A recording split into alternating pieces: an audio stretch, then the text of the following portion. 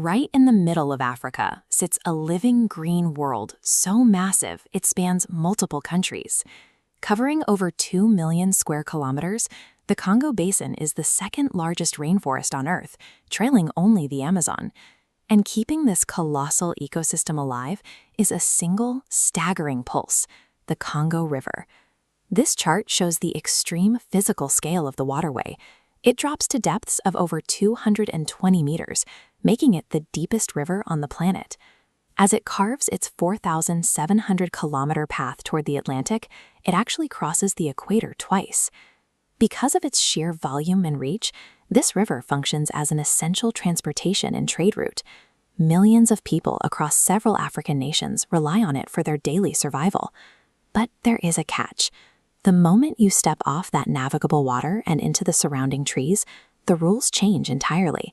You enter a dark, mysterious realm where human survival quickly becomes nearly impossible. The physical structure of the forest actively repels human presence.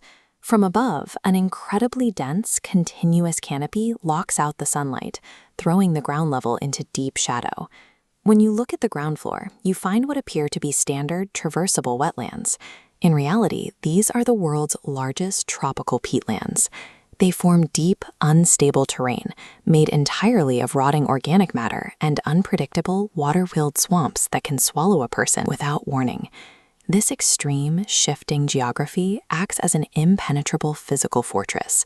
It effectively isolates and locks away whatever lies hidden deep within its borders. Beyond the reach of the larger predators, the forest employs a much more pervasive defense: its own biology. The stagnant, rotting water creates a perfect breeding ground for poisonous insects, deadly parasites, and severe tropical infections. Combine those biological hazards with the impassable terrain, and any human who wanders off the established path is instantly fighting for their life.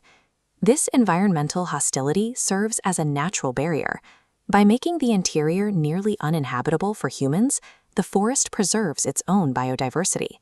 Because the lethal environment acts as a natural quarantine against humans, it serves as a massive, undisturbed sanctuary for rare wildlife.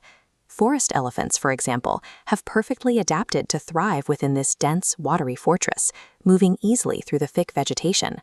Gorillas rely heavily on this deep, unmapped foliage. The sheer density of the jungle provides them with the ultimate protection. This shielded world is so vast and complex that scientists are actively discovering entirely new species of plants, birds, and reptiles there today. The danger of the Congo is an essential evolutionary shield. It preserves the integrity of the jungle by strictly keeping the modern world out. But now, that ancient shield is being pierced.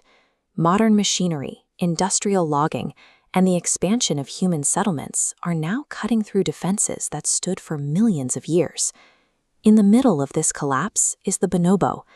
They are found exclusively in the Democratic Republic of the Congo and share over 98% of their DNA with humans. As their habitat is cleared, their numbers have dropped to a critical threshold. This data suggests that only around 300 bonobos may now remain in the wild. This population collapse is driven by a combination of industrial-scale logging and hunting, as human activity moves deeper into the once protected interior. The single greatest threat to this ancient ecosystem is the very species pushing its closest biological relative to the brink of extinction. The Congo Basin functions as a massive, living archive of evolutionary history. As these areas are cleared, we are losing thousands of plant and animal species before scientists have even had the chance to name them.